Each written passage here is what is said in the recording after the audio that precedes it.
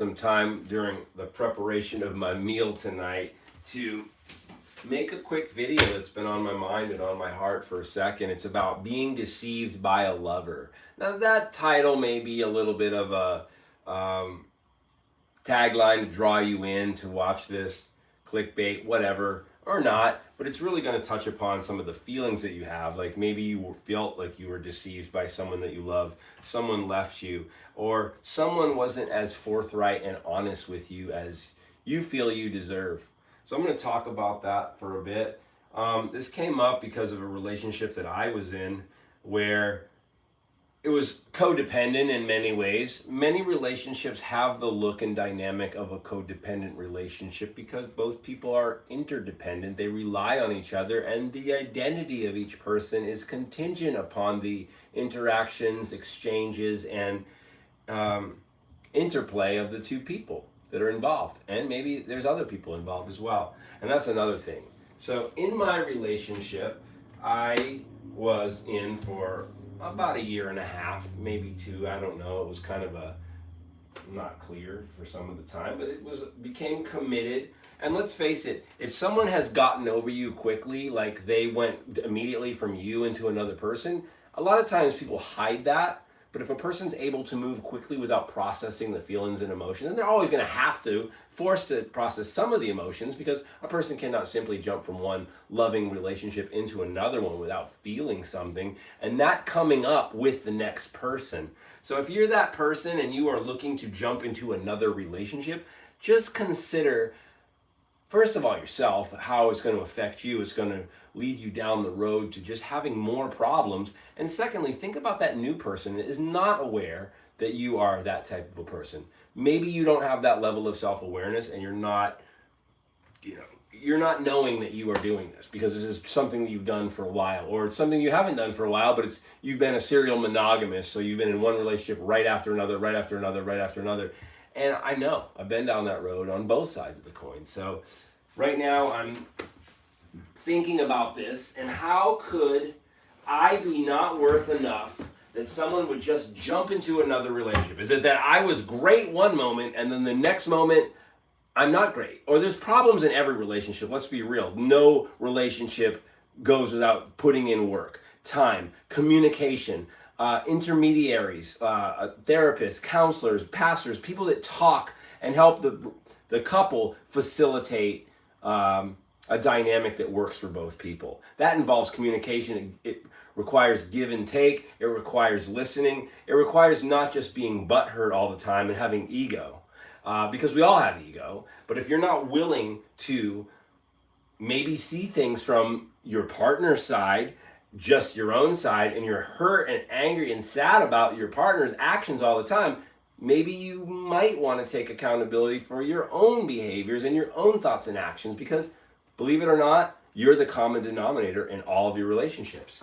I've said that before, I just said it again. So, moving forward, if you are with somebody that you really love, you've had a little bit of tumult in your relationship, and then it just all of a sudden, they've gone ghost on you. And you come to find out in retrospect that this person had this other romantic interest all along. I don't want to get biblical with you guys, but if you're talking about love in the Bible, thinking about another person while you're in a relationship with someone else, that is a sin, and that is and whatever you want to consider a sin, that is also, thinking of a way out of a relationship while you're still in one, and that's never healthy. If you're not happy in your relationship, you should terminate the relationship, work on yourself, heal, and then move forward. A lot of people don't give themselves that time, and it ends up leaving a trail of broken hearts in the future. So, if you're that type of a person, that's your MO, is like one relationship ends, I'm gonna pop into another one. Everybody's interested. There's a lot of interesting people out there. There's a lot of infatuating people out there. There's a lot of attractive people out there.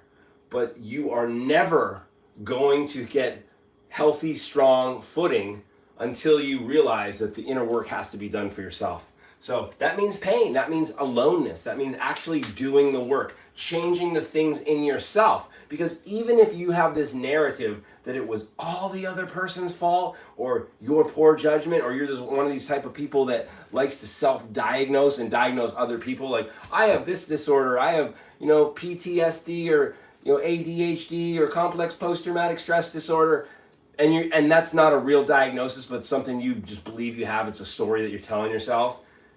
Where's the work in that?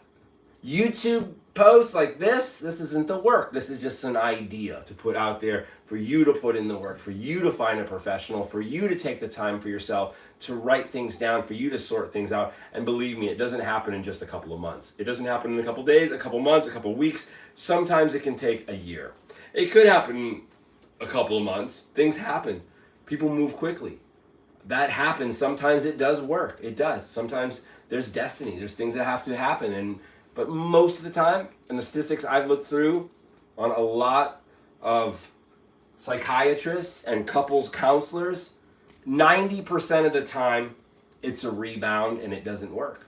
Now, it could be that you're that 110, you have that hope. We all have hope and think things are going to change and be different in this next one. But like I said, you're just going to leave somebody brokenhearted, and that person very likely could be you. We have some potatoes over here boiling away, making some mashies. Anyways,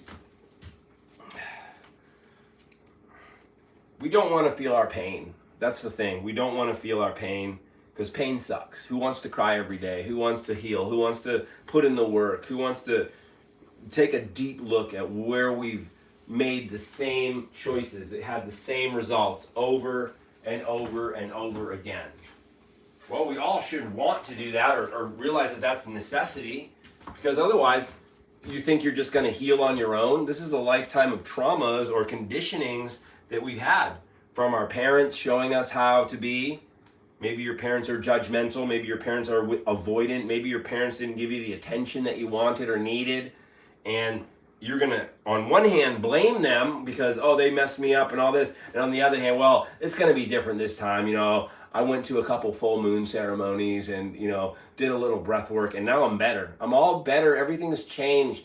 Therapy is something that I recommend everybody do with a person that's a professional, not just a friend that's going to tell you what you want to hear, and certainly not from a person that wants to date you or you're interested in dating. Getting therapy and counseling advice from a non-professional, and even if they are professional, it's even worse almost. It's like the 13th step of AA, where they're helping you through just to get with you at the end. Now, there's always exceptions to this, so don't take it as always being bad. Things can work out. But by the same token, find somebody that is actually an accredited person that you trust, that actually has a degree or some kind of practical training in this work, and stick with it. Not just when you're down and depressed and get a little tune up in your back and you just go back to your old ways, but stick with therapy, because we all have a lifetime of wounds to heal and conditioning to uncondition. So that's a little advice, because for me personally, being on the receiving end of someone that will not communicate with me, will not work through problems with me, and doesn't want to talk about it, wants to run away, and doesn't know how to cool down hot heads. Now, granted, we all play a part in our own suffering, but to think that this person's all at fault because they're the anxious one or they're the avoidant one. No, it takes two to tango, for good, for bad, or other. So whatever you're doing in your life today, just take a look at yourself without judgment, without criticism, but just look at yourself practically. If you're giving advice to yourself, step outside of yourself and giving advice to you in this situation. Forget the emotions, forget the feelings, forget the lust, the infatuation, the limerence in this situation. Take a look. How would you advise a person in that situation? Go for it, do it. I mean, when we even talk to our therapists sometimes, we paint a narrative for the therapist to agree with. We can be BSing the therapist and BSing ourselves. So don't BS yourself. Don't BS your therapist for a sake of getting what you want, telling them, oh yeah, you should just go do that because that's the best thing. It's going to cause more problems down the line. We're looking into the big picture in our lives, which is finding sustaining, loving, healthy, communicative relationships in our lives. So if that's what you want in your life, I highly recommend that you, well, definitely get on the superfoods here. You see all these stickers on my fridge. These are all my Purium foods. I'm going to provide a link in all of my posts that give you $50 off your first purchase, because the first thing to getting your mind right is getting your gut right, getting good sleep, getting outside into the sun, into the elements, moving your body, being present, having gratitude, having a gratitude journal, set your intentions, be focused on you growing, personal development, and not through another person. Don't hitch yourself to another person. They call that a star fucker, a person that jumps in with another person to assume that person's identity because that person is like a star, whatever they do. Be your own superstar. Hitch yourself to your own wagon. Make yourself as strong as possible and give yourself more options than just the first pretty face or kind of cool person that rolls by. You should be having people coming at you all the time, and you should love your time alone. If this has been useful for you, please subscribe, please like, whatever you do, share it. Hopefully this was useful for you. Thanks for tuning in. Pardon the little bit of language in there, but it's all coming from the heart. Love. May God bless you every day, and we'll talk to you next time, guys. Thanks for tuning in. Peace out. See if I can shut this off now. Live video time, baby. Live video time.